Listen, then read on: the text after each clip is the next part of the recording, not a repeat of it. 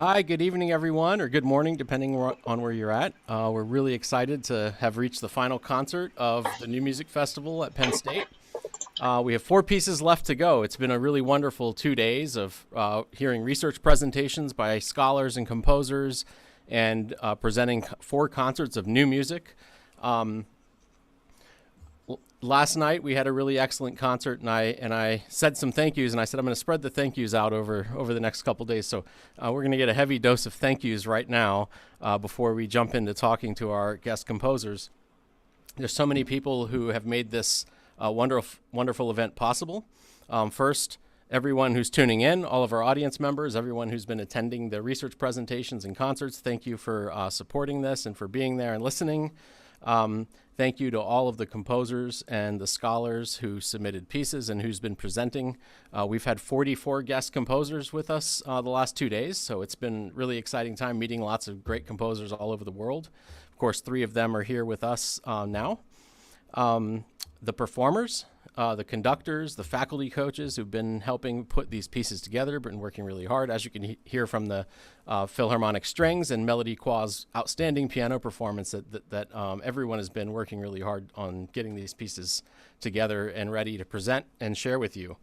Our staff and administration at the School of Music are extremely supportive and excited about what we're doing with this event. Thanks David Frigo, our director of the School of Music, Russell Bloom, assistant director, and Chris Walmark, who is the wizard behind the curtain, making all of this live streaming stuff happen and helping bring all the music to you wherever you are. Thanks to Penn State Living Music, which is our student new music organization. They're co-hosting this festival with us, and they're behind the scenes doing a lot of things, organizing things, keeping logistics going. And so thanks to all the members of Living Music for this. And finally, the review panelists who helped select the pieces. We received 435 submissions to the festival. So we had 20 review committees formed to review these pieces, and it was a mix of studio faculty, academic faculty, ensemble directors, and different student clubs like Living Music and Roars, which is our electronic music technology club. So thanks to all of the people who spent months looking at research presentation and composition proposals and putting together these wonderful programs for our festival. So we're really excited to have this opportunity to meet with 3 of our composers. All 3 of the composers you just heard pieces by are here with us now, and along with my colleague, Dr. Stephen Rice, who is here at Penn State teaching music technology and composition. So we're really excited to talk to you composers and get to know you a little bit better and hear some of your thoughts. I think I want to start with we're going to just go around and if each of you can give us a brief little overview about yourself. Where are you right now? What are you up to? And if you want to say a little bit about your piece that we heard, then you can, and then we'll have those introductions, and then we'll go back and go and have some questions and discussions about the pieces that we heard on this first half of this concert. So perhaps we'll do concert order here. So Keen Southard, how are you? Thanks, I'm great after a performance like that. I third-year PhD student at the Eastman School of Music and Composition here in Rochester, New York. And I think I'll pass it off then to Royden. Hello, everyone. My name is Royden, and it's great to be here at the festival. I'm currently living and working in Toronto. It's sunny over here. It's not as cold as people might think, it's been very nice. I'm writing music. I'm also teaching at the moment, and it's been a great honor to see the performances by all my colleagues here. Great pieces so far. So I'll pass it to Adeline.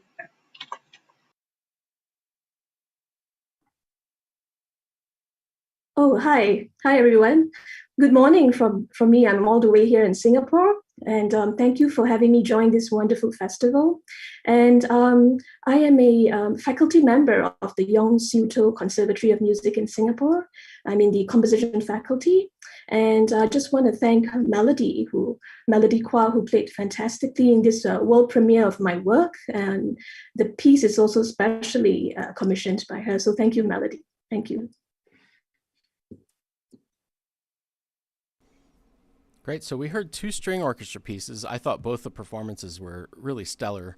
Congratulations to the orchestra, Maestro Edelstein, on that performance. And so, Keen, your string orchestra piece, Lamentation, I read that it's an arrangement or a transcription of a choral work that you had written prior. Is that something that you've done before with other pieces of yours?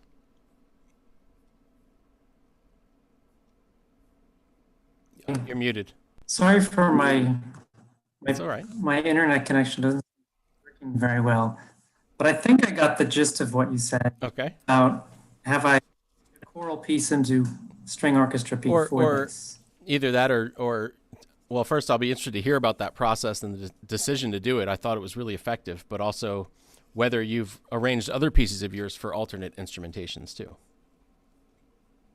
Yeah, actually, the reason why I thought of this idea, so it was a choral piece first, as you mentioned, and it was actually the readings, the orchestra readings here at Eastman were coming up, and I had a big orchestra piece that I wanted to have on it, and then they came out with the instrumentation, and it was too small for my piece that I wanted to have read. So I thought, well, I still want to take advantage of this opportunity. Maybe I could write something for strings, and I looked through my pieces and started thinking about what might be arrangeable for that. And I thought, wait, no, I think this will work pretty well for strings, and I can expand some things and do some things that I wouldn't have been able to do with just the voices, who have to breathe and things like that. And I've done that a couple times actually with some choral works. I think I've done two choral works that I've made into easier level band pieces as well, for like younger players. So yeah, I like to try to get more usability out of a piece and try to look for different ways, different ensembles to sort of arrange it for, to get more mileage out of it and more performances and reach more people. So what can you tell us something else about the subject matter of that piece and the way that you feel like it transferred from choir with text to an instrumental piece for string orchestra?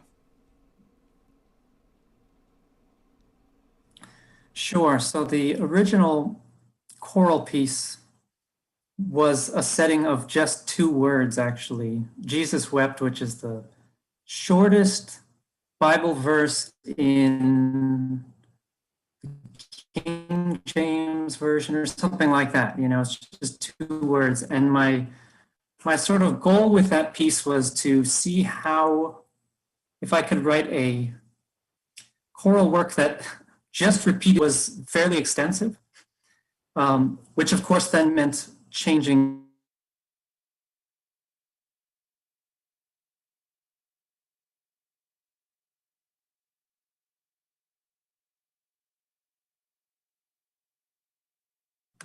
I'm back.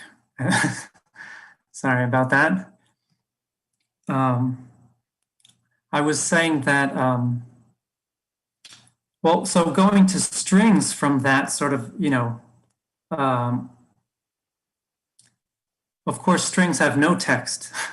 So I was really sort of minimizing the use of the text anyways. So I thought it would work fine with just the music and without the text anyways. It's not like, setting a whole long poem where there's a narrative and all this sort of, that's really integral to the understanding. Here it's all about the sense of sorrow and grief. And of course I took in the choral piece, I took the verse out of context.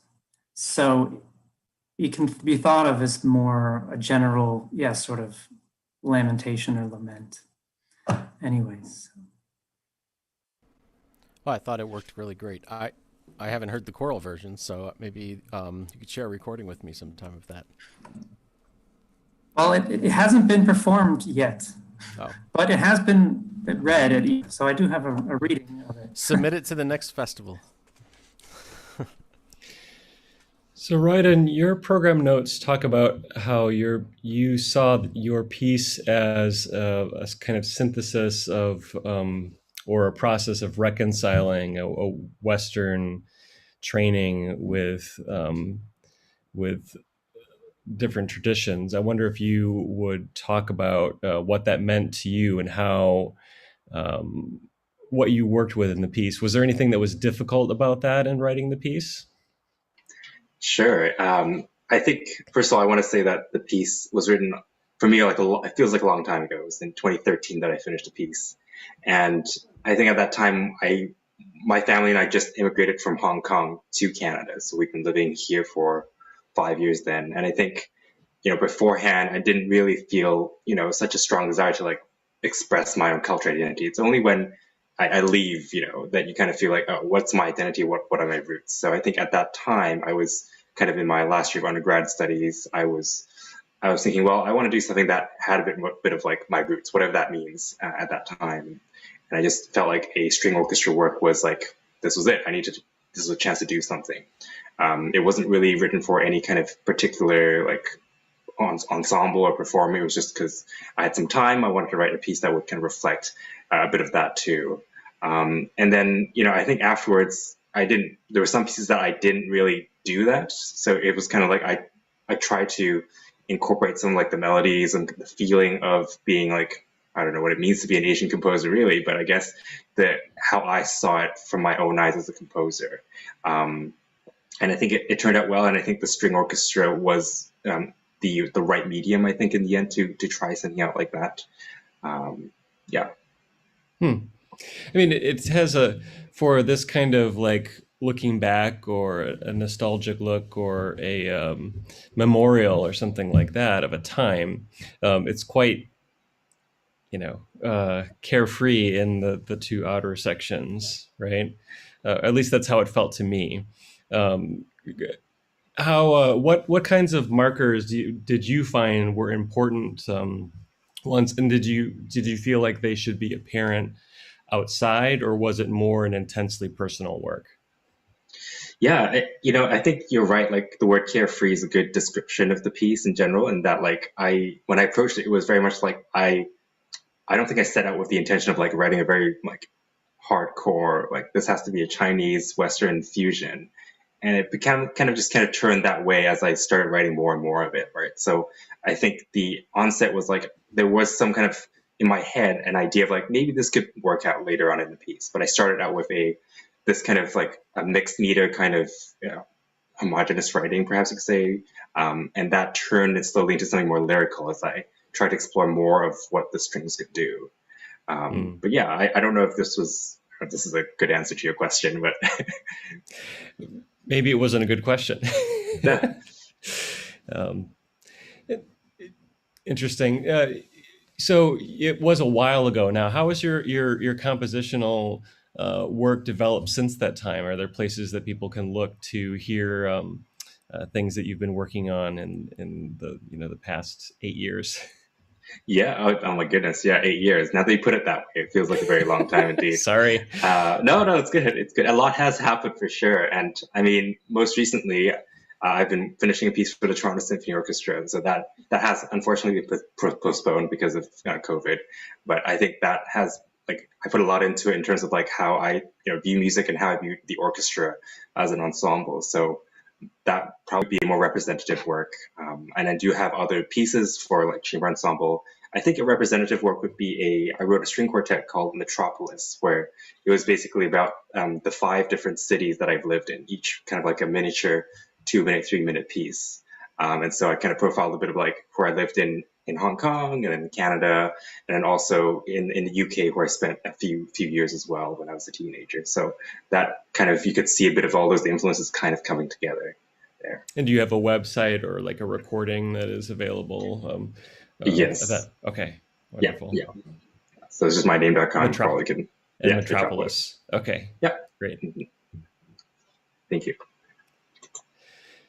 And Adeline, I enjoyed your piece very much, and I read that it was related to the Goldberg variations, and I could hear the figuration that went throughout, but it also reminded me a lot of this Boulez piece, Structures 2, because there is a lot of that kind of figuration in that piece as well. I wondered what that process of composing that piece was like for you. Were you playing through the Goldberg variations and coming up with your own take on it? And where did you get your harmonic ideas from? Thanks, Stephen, for the question. Yeah, when Melody first spoke to me and said that, she wanted to commission me to write a piano work, I said, great, but it has to be a response towards my reaction to the Goldberg variations. And yes, so that took a while because in the past few years, I would say 5 years, I've been using very simple material in my pieces, and then I create complexities out of simple, basic idea. So for this project, is definitely more unique because the material is given to me, which is the Goldberg. And this is a huge masterwork, a masterpiece by Bach. And how do I draw simplicity out of this? So what I looked at is, and what I really like about studying works like this is there's always a simple element to it. And also sometimes in this work, very much so in this work, the playfulness of some of the variations spoke to me a lot. So the simplicity of this is actually the baseline. The whole aria is based on the baseline. And from that, there is a really beautiful melody in the aria, but actually when we look at it, it's actually the baseline that is providing the foundation here. And, and what's really beautiful about it is how, with Bach, I was very drawn to the ornamentation. So really the piece is about these ornaments and these trill figures. And I kind of connect it with the more virtuosic variations in Bach's Goldberg variations, where it's 30 of them. And wonderful as well that influenced me, the structure of these Goldberg variations. So it's grouped into 3 sets of variations. And every third variation is a canon. And the variation before the canon is this very fun, virtuosic, almost erratic set of variations that go through. And that really caught me, and I thought that was very unique to display this kind of playfulness. And that's why it's called crossings.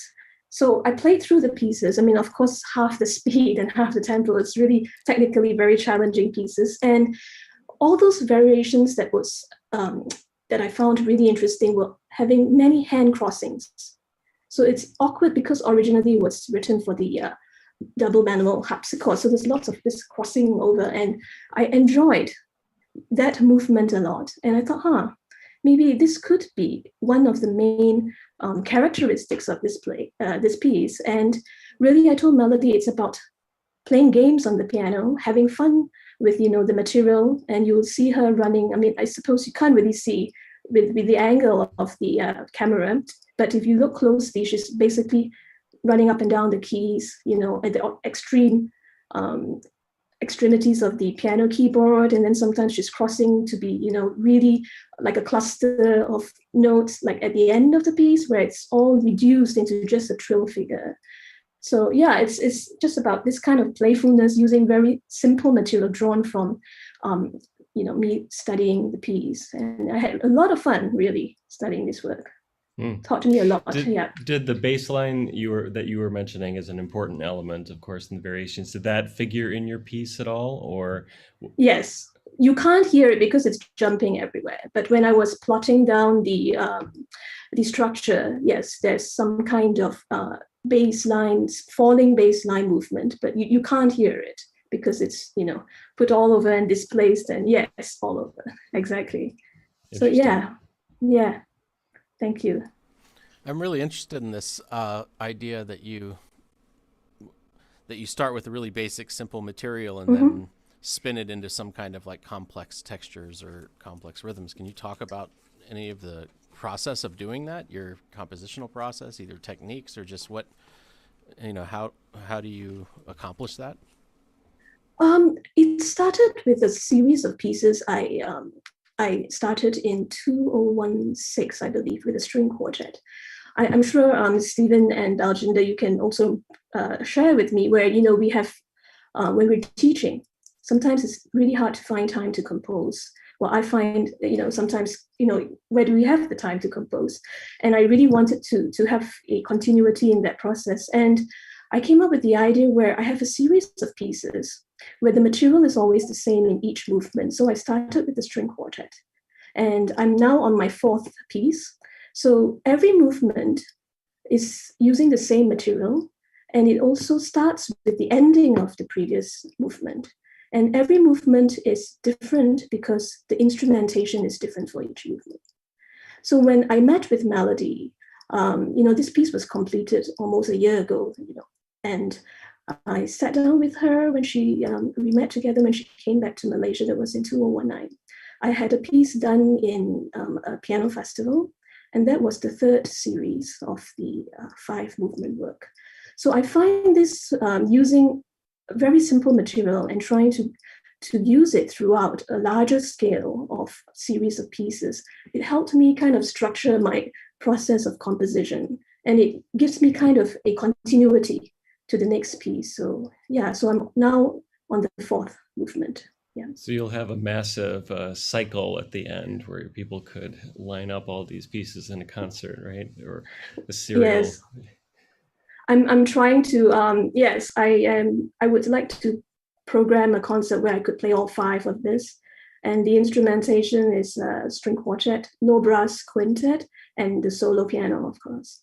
Yeah, so hopefully that will happen. If not, I guess, we can always record it and compile it into like a CD of collection of one series of works. So that's how it came about with, using basic material and, with each piece or with each, process, it gets complex using very simple ideas. So it's no different in this piece, even though it's not in the series, but the idea of me composing it is pretty similar still.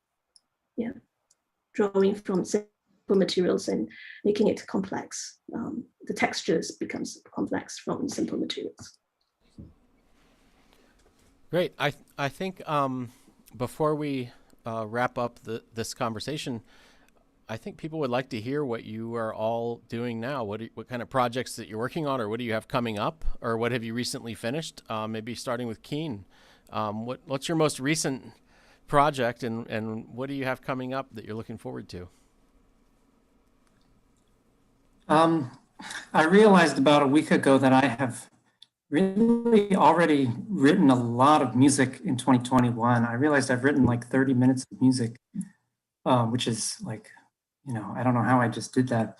But the most recent thing I just wrote was a new piece for OSEA, which is the student-run new music ensemble at Eastman. And it is a piece for 3 trombones, 3 electric guitars, and a string trio. And the reason it's that instrumentation is because the piece is almost completely comprised of glissandi. Because I love, you heard in my piece, lots of these. This piece is, these are the instruments that can do, not the only instruments, but they are instruments that can do sustained continuous glissandi, as opposed to discrete glissandi like you have on a piano or a harp, where it's actually just a fast series of discrete pitches. And so I have taken my love of glissandi to the extreme in this piece. And it will be performed at the end of April, and I'm very much looking forward to that. Great. Yeah, thanks for sharing that. That sounds awesome. Roy Don? Yeah, that's great. I'm like, I guess what I can say is I'm very fortunate I could still be continuously writing music, and kind of like Keen's situation, I've had the fortune to just be able to keep working with kind of amazing performers to hopefully get some music performed. Like for example, today was just being able to see people on stage, getting together, playing a piece together was great, because nowadays in Toronto, at least, we're still in lockdown. We still can't really get performances going. So really trying to value that ability to come together to make music. And as for myself, I've been working on like a variety of different projects. I just finished a piano 4 hands piece, string quartet, and then I'm going to work on a song cycle, guitar sonata, a piece for chamber orchestra, and the standard stuff that composers do. I don't know. What's your text for your song cycle? Yeah, so the song cycle is based on a set of variations on another poem. So it's Chinese Tang Dynasty poetry, and a poet that it lives in Taiwan wrote a series of variations on that poem. And we're going to set those variations basically and pair them with the original Tang Dynasty poetry. So it's like a pairing of old and new, written by new like living composers.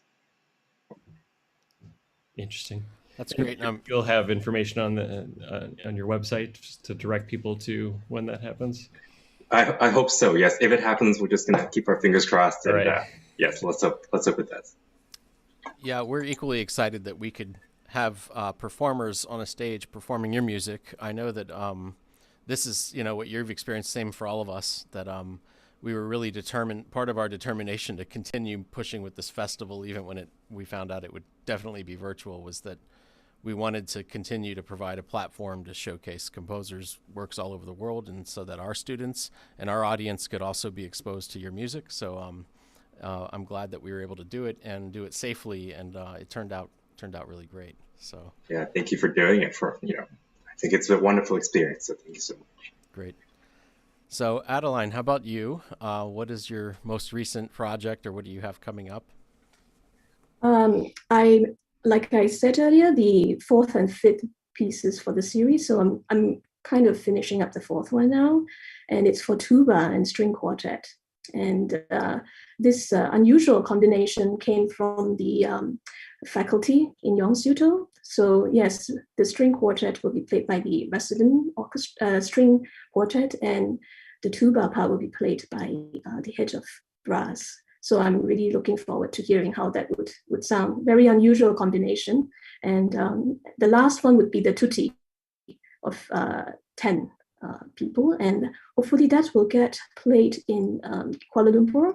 There is a concert in July. So hopefully that will be ready enough for that concert. So I'm really looking forward to this 2 performances coming up this year. Yeah. Thank you. Great. Yeah, I read that you're president of the Malaysian Composers Collective, and yes, 2 years ago I've been the president of this nonprofit organization where we promote Malaysian contemporary classical pieces. But it's not just about Malaysian music; it's also collaborations we make with other countries. So in the last 2 years, we've been collaborating with Singapore and lately with Korea. So, we hope to build more relationships and making music a smaller world. So yeah, well, exciting. We'd love to hear some of the music that your organization is engaged in and presenting, and some of the composers who you're engaged with. I mean, if maybe send me a list or something sometime that I could share with our students here and colleagues. Sure, I'll be very happy to do that. Yeah, composers who we should know about, maybe who we don't know yet. So that would be really I will great. definitely. Thank you. Great. So we have the second half of this final concert event. We'll be starting in about 5 minutes. So thanks again to all 3 of you guest composers for joining us in this conversation and for sending your wonderful music to us and so that we could share it with the world here. So this has been really exciting, and it's nice to talk with you. So again, in about 5 minutes, the second half of the concert will be started, and we look forward to hearing those 4 pieces. And following the concert, we'll have another one of these little sessions, little conversations with the composers of the second half. So those 4 composers will be joining us for a little talk afterwards. Thank you again. Thank you very much. Thank you, Virginia. Thanks for hosting the conversation. Thanks for having us.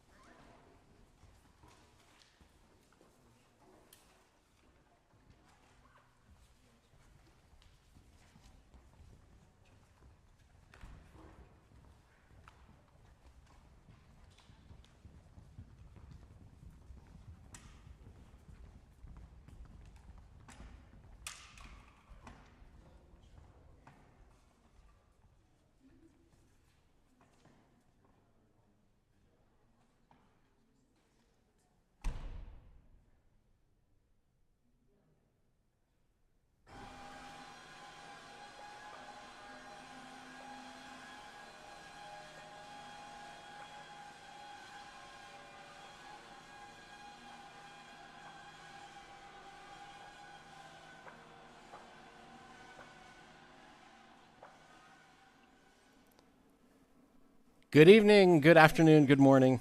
Thank you so much for being a part of our festival. We had a really wonderful 2 days of concerts and research presentations, and couldn't have had a better group of composers and student performers and faculty performers and ensembles to work with. This has been a really fulfilling experience for all of us here at Penn State, and also I'm sure for those at home and for those composers joining us from around the world. So this has been something else, been really amazing. So thank you again to all the composers for submitting your pieces to us, for coaching performances and answering questions through emails and working with everyone from your various locations. Huge thanks again to the performers. What an amazing series of concerts and amazing performances. I mean, it was really first rate. And I'm really glad that we could have our student performers have the experiences that they had of learning these new pieces and performing them. And then also that we could provide this experience for the composers of having a performance really in the middle of a pandemic here at Penn State, and that we could pull this off. And again, the faculty, coaches, our studio faculty, ensemble directors, there's no way this would have happened without all of you. So thank you so much again for that and for supporting this idea and jumping and being on board with selecting pieces and coaching your students or performing them yourself or conducting them. So this was really great. We just heard the last half of the final concert by these four wonderful composers who have joined us today. And so we're here, we're going to have a little chat and get to talk with them a little bit more, get to know them and talk about their pieces. Of course, I'm joined by Dr. Stephen Rice, colleague here at Penn State, composer, music technologist, all-around superhero. And so, yeah, thanks again. And so I think the first thing we'll do, like we did last time, is we'll go kind of in concert order. I'll call on you, but if each composer could just tell us and share with those at home, where are you right now? What are you up to? What is life like? How you doing? Just give a quick introduction. We'd love to hear about where you're at and everything like that. So we had 2 brass quintet pieces and a flute quartet and a trombone choir piece. So starting with the first brass quintet composer we heard, Rodrigo Camargo. Hello. Second, hello, Dr. Rice. Hello, my friends composer here. I am Rodrigo Camargo. I'm speaking from Rio de Janeiro, Brazil, and I'm very glad to be participating on this festival. And I was super happy with the performance of my piece.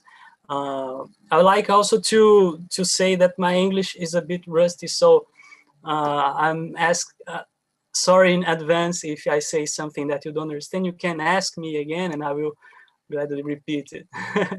But I would like to thank Corey, Josie, Janie, Meredith, and Connor for playing my piece. They did an amazing job. Thanks for your time, and they did their best, and it was an awesome performance. I was very happy with it.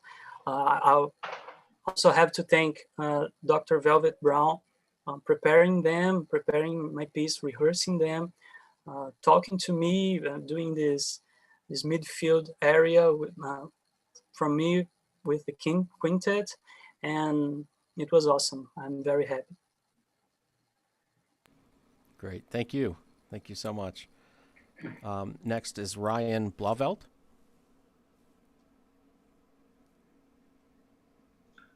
Yes, hi there. I'm Ryan Blauvelt, hailing from Honolulu, Hawaii.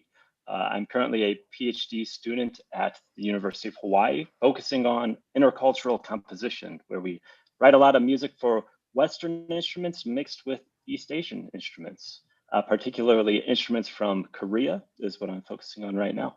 I also want to give a huge thank you to the Penn State Graduate Brass Quintet, and especially to Velvet Brown for leading the group through such a treacherous and difficult piece. I'm thrilled with the performance tonight, so thank you so much.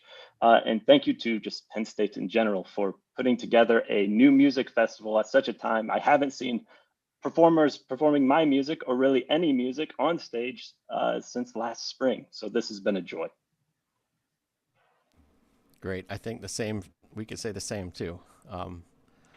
We haven't seen performers on stage performing music since last spring, including your music. So this was awesome. Yes. Thank you so much. So Laura Pettigrew, hello. Hi, how are you? Nice to meet you. Yes, lovely to meet you. I live in Regina, Saskatchewan, Canada. It's a middle prairie province. Regina is located on Treaty 4 land, home of the Cree, Lakota, Nakota, Dakota, Métis, Michif, and some other indigenous cultures. I can't quite speak all of their names. I am thrilled. They did a phenomenal job. They did a fantastic job. They really did. I was really, really excited. I thought, woohoo, way to go, girls and guys. It was just fantastic. I think the thing that I found, and I've seen it, in other concerts, is how they're wearing masks, and able to rehearse or perform. I mean, I've seen it with orchestras, and I think it's really, really neat. It really is. I mean, how you adapt to a situation is so important. So again, thanks for the amazing festival and for the fantastic concert, and congratulations to every one of you composers. Absolutely brilliant. And the ensembles are fantastic. So thank you so much. Great. Well, thank you. And thanks for all your help and for sending your music along. No problem. My pleasure.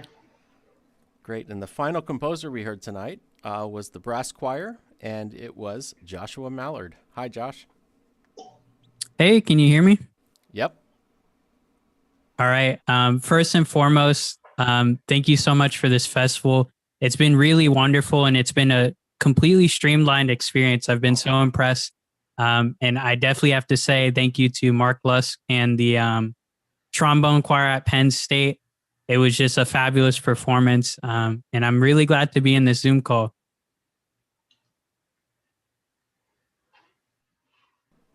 Great. I just want to remind everyone, I was trying to type it, but it's easier to say. If you're listening on YouTube, if you're watching, you can put in the YouTube chat any questions for any of the composers, and I will be monitoring that, and I'll be happy to ask them any questions of anything you're wondering, because I see we still have quite a few people there watching. So don't be afraid to do that, and I'll certainly get to your questions if you have them. So let's talk a little about the pieces. This is quite a diverse group of pieces on this half of the concert. It was really exciting to listen to all of your voices and works. So the first work, Rodrigo's piece, you said in the program notes that this piece has influences of rock and Brazilian traditional music. And so I thought that was really interesting. And you had three movements that were, related but quite different on the surface. Can you talk a little bit about your rock and Brazilian traditional music influence in this piece? Yes, of course. Well, the first thing I thought when I was about to compose this piece was that I wanted to work more the rhythmic aspect of the composition. So the whole piece, the three movements as a whole, they have a very, very energic pace, a very rhythmic markings, and I use this. I think rock music is the very responsible for its thinking of rhythm and all this energy throughout these three movements. A friend of mine hearing this piece said that the third movement reminds him the trooper from Iron Maiden, this horse ride, and Iron Maiden. It's a band that I hear a lot. I hear since I was a kid, and of course it influenced me a lot. And also traditional Brazilian music through some melodic passages. You can hear a lot of these influences in the second movement when this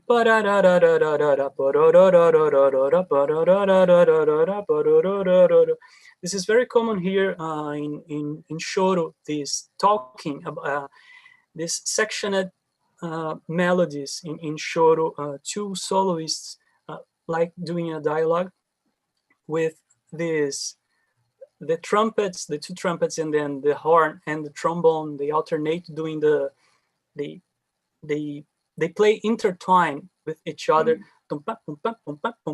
and it's very common here, this articulation between these instruments here here in Brazil. So I think all these influences that I hear since I was a kid, and as a grown up too, they was in the back of my head somehow when I composed this piece. I didn't do any plannings with it, where to put them. They just came, and I think it fits here, so I composed it that way. How did you get the idea for the tuba? It's the opening of the second movement, right, where the tuba is alone and comes in. That was a striking change from the first movement, and it developed nicely. Yeah. Do you remember how you got that idea? Yeah, this contrast is also a parameter that I try to explore throughout the piece. I try to be very evident in the contrasting sections and in the contrast qualities of these instruments and the piece. And the tuba, the second movement, was to be a contrast between the first and the third movements. Very energetic, extreme outer movements, in an inner movement more slow-paced. And the tuba that opens the second movement, it totally came from Bass Passacaglia in C minor. Mm-hmm. I think for organ, the organ, it's written for organ, Bass Passacaglia in C minor, mm-hmm. and it starts in the low portion. I think it's the pedal of the organ, and I couldn't get out of my ears this energy sound, in the sound of this energy in this Bass Passacaglia piece. So came from there. Interesting. Thank you. So Ryan, I thought the textures of your piece were really quite interesting, and the way the instruments blended together and all of the different like slides and bends and stuff happening.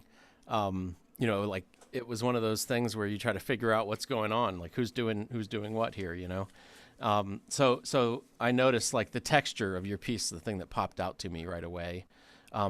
But then I read that the piece was inspired by this prayer in Taiwan, right? And I thought, wow, what is that? What is that prayer? And I honestly, I can't wait to go look it up, and I don't know what it is, but could you tell us a little bit about that? And does that prayer have like a similar kind of texture? Is that what part, or was there a different part that was inspired by this? And hearing about what you're studying and what you're working on now, it makes sense. This is, really exciting to see you put this piece together. But could you talk about that aspect of it, and then anything else that you might want to say? Yeah, sure. So Pasi Boot Boot is the prayer sung by one of the indigenous people of Taiwan. There are 16. So one of the groups sings this prayer at the beginning of every harvest festival. And how it works is 8 to 12 men stand in a circle, interlocking arms, and several of the men have the lead voice. And they're just they continually sustain a pitch that keeps sliding upwards microtonally. So if you're unfamiliar with the word microtone, think of the notes in between the keys on the keyboard. So it almost sounds out of tune if we were to hear it. So the rest of the voices cascade their entrances in underneath that lead voice, trying to harmonize a chord. But of course, they never can, because the lead voice is always moving. So the chord is always dissonant until we arrive at the very end of the prayer. The lead voice arrives at a high note, and then all the voices cascade in, and we get this beautiful harmony. And that last harmony is the offering of the prayer. So sort of what I was borrowing for that, or inspired by from that, is if you were to analyze Blood Moon, you might be a little bit disappointed to find that the pitch material is essentially, or at least the pitch centers, is a low note, and then microtonally ascending into a high note in octave higher. That's really the framework. Once we arrive at that climax, that is the progression of the piece. So I started there and decided that I wanted a piece that just progressively drove towards chaos. And so that's where the texture, the focus on texture comes in. So if you go into this piece listening for melody or harmonic progressions or a rhythmic motive, rhythmic idea, you might be a little bit disappointed because it's really about how the sound itself starts from this one pitch very low in the tuba and then progressively gets more and more chaotic as the ensemble expands into the climax. Hey, Ryan. Yes, Laura? There you go. That's in Cree. That's the writing and the word. Oh, sorry. That's the writing and the word, the syllabic in Cree. Can you read it? Yeah. Yeah, because I wrote a wind symphony work, and that's the title. And I was very fortunate.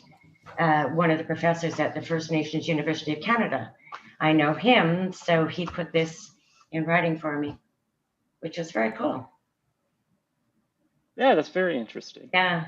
So my question about microtones, so in Indigenous cultures, a lot of the singing comes from being in, how do I say, you're surrounded by animals and birds. I had this discussion with an elder because I was asked to orchestrate one of their works. And that's because he sings coming in, but then the students wouldn't be able to, because he didn't sing in pitch, and everybody was trying to get him to sing in pitch. And I said, time out. This is cultural. That's my job. I'll get a pedal tone in there and the kids will find their pitch and away they go, So yeah, it's very, so that was my question. Why microtones? Is anything to do with that cultural and heritage of the Indigenous individuals? Well, so it goes right back to that lead voice that's continually sliding out through all these microtones. So, yes, I included a lot of microtones in this, but they're mostly for timbral effects. So I was actually obsessed with the Italian composer Chelsea, who does a lot of these timbral effects using microtones. If you know his mature works, they obsess over single tones and just create microtonal timbral variants around those tones. So that it was a mix of those two. Okay. Well, I guess my question was because you had based it on a specific poem, and did you say Taiwan? The poem, right? So again, I'm thinking an Indigenous culture in essence. Did you draw from that? That's why my question about microtones. If that makes sense. There was, let me understand your question. Is there some, like you said, poem? There's no text to the song. Okay. It's all just drones. They're all singing basically very long sustained notes that slide very slowly. Okay. That's my question. Thank you. Yeah, thank you, Laura. Thank you. Yeah, you're welcome. Laura, your piece. So we had a flute quartet performance. Great performance. They did a great job. They rock it. Yeah. So, pursuant to our future conversation about a project that they'll undertake, I'm excited. I'm thrilled. They'll be great. It'll be fantastic. Yeah, our flute quartet is going to record Laura's piece in our studio for a CD that she has, and for some radio play and so forth that she has planned. So we're excited. Yeah, there's stations around the world that broadcast women's works. Yeah, and they're amazing. And it's usually women that are the DJs. I'll just say, not always, but usually. Yeah, we have our group here, Living Music, actually launched a radio show this year on our campus radio station, and it's been really great. Every Thursday night they have a different theme of the kind of they rotate who the DJ is between the students. Oh, that's great. They pick like the theme of music that they want to do. That's fantastic. So your piece is inspired by or based on the goddess of the moon, and correct. And it seems like a piece that is meant to depict lots of imagery. I found like your piece. I'm visual. Yeah. So can you Yeah. talk? And go ahead. Sorry. I was just going to ask you to. I'm bipolar, so I tend to get my brain going, and I change sentences. So I apologize, especially when I'm very excited. I just move. Your piece seems heavily driven. Your piece seems heavily driven by imagery. To me, that it seemed like you're really depicting something, and I wondered if you could talk about if that's your goal, or how do you go about doing that, and maybe in other pieces of yours you could tell us about as well. Okay, I'm very visual, so and I have bipolar, so I have synesthesia. So all sounds are colors, and I'm always looking for the colors and the combinations that I can create in whatever I'm writing for. And it may sound odd when I think about a lot of things. So you think about kids finger painting and how they're learning to mix colors to create these different unique colors, and how they get that imagery in their own piece. And it's, for me, again, numbers. Music is numbers made audible. We use numbers for everything. And I'm always thinking numbers. Everything I write has based on, there's a meaning. So this piece was written for Quartetto Image in Italy.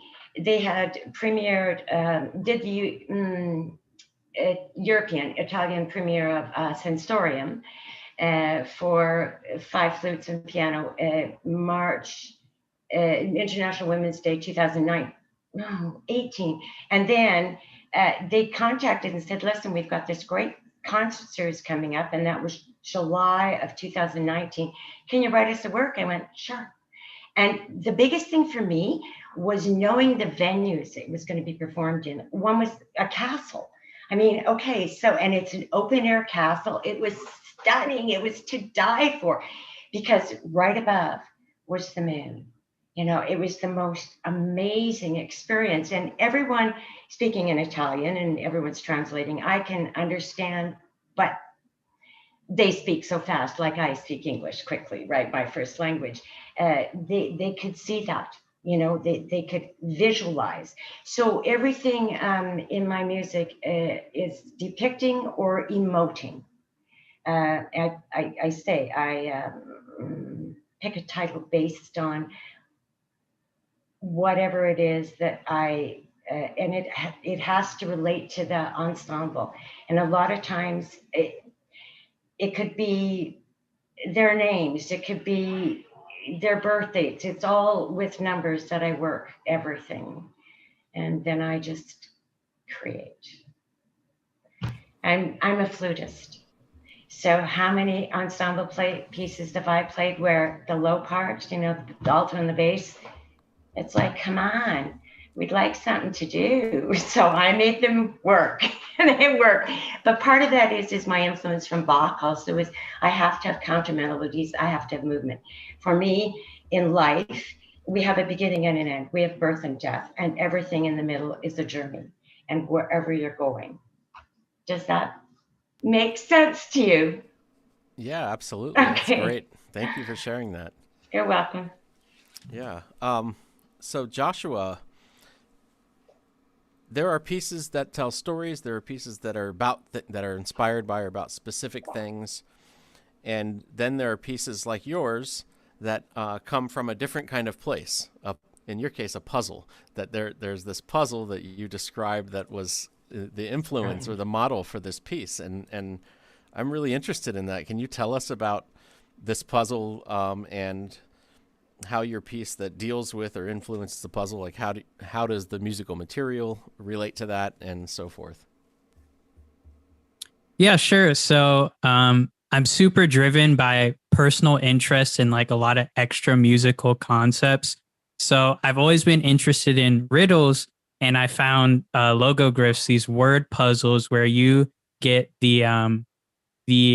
there's a word hinted at that the hints are contained in a set of verses, and those verses can contain different component letters of the word. And your goal is to look at the set of verses and decide, okay, what word is this referencing? And this was basically written at a time where I really started leaning on making compositions that model these extra musical concepts. So this time it was riddles. Other pieces, it's completely different. And I imagine kind of a piece that that was like conceived as fragments hinting at a whole, but then I twisted the concept of the answer being an actual like word and said, what if the answer itself is fragmented? So Logogryph doesn't have any sort of like grand reveal where you put all the pieces together and you see the end of the puzzle. It's entirely fragmented in a really interesting way. Puzzle without an answer. That's awesome. Yep. That's awesome. So are there specific ways that you kind of mapped musical parameters onto this material, onto the, that you translated, if you will, like puzzle into pitches or maybe gestures or slides or what have you? I mean, what? Yeah. So today I will typically make these intricate systems and do some serialized process to map different parameters to like certain elements in order to like convey these concepts. But this was a time where everything I was doing was removed from that. So this is entirely intuitively driven. That being said, I really hang on to these concepts. So I thought of like, oh, what if it's like a visual puzzle where the pieces lock together? So the section of like slides that are passing between trombonists is like representing interlocking pieces of like a metaphorical puzzle. And then breaking up the introductory gesture with the harmon mute stuff and then piecing it out throughout the piece. There's like different moments where I'm just breaking down material, or either that the trombonist, I've taken like a composite gesture and just split it between trombonists, so the ear has to follow the pieces between players, basically. The confusing part being that the pieces that they're supposed to put together don't necessarily come together in like some grand reveal. So a lot of intuitive processes, basically building my chops for just like splitting up different pieces of material. So I felt this was like a really big developmental piece for me. And how I would probably approach it today would be different, but I would say that I think doing it intuitively was the right move for this particular piece. And I think getting fragmented material from like a systematic process can be tricky. So that's kind of like my retrospective look at this piece from 2019. Great. And I know that Josh is also a flute player. So we've represent. Two flute players. There you go. Awesome, Josh. Well, we're about out of time here, so I just want to say thanks to all of you again. This has been such a great experience for us at Penn State, for our students, for the performers, the composers, everyone involved, and I'm really glad that we could share your work with the world through this event. And so, once again, thank you, and we hope to see you here in person at some point. Yes, that would be wonderful. Thank you very much, and bravo, everyone. Bravo. Thank you. Thanks. Thank you so much for having me. Fantastic.